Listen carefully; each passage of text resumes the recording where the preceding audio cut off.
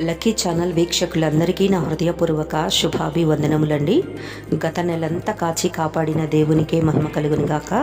అలాగే ఈ నెలంతా కూడా కాచి కాపాడుతున్న దేవునికి స్తుతులు స్తోత్రములండి.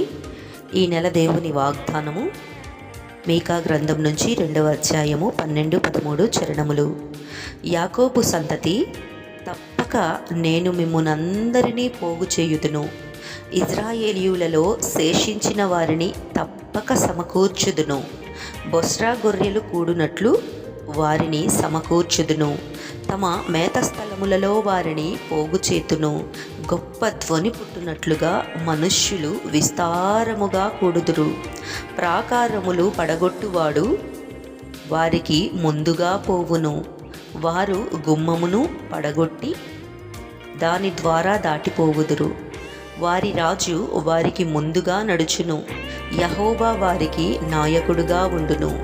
ఆమేన్, ఆమేన్, ఆమేన్.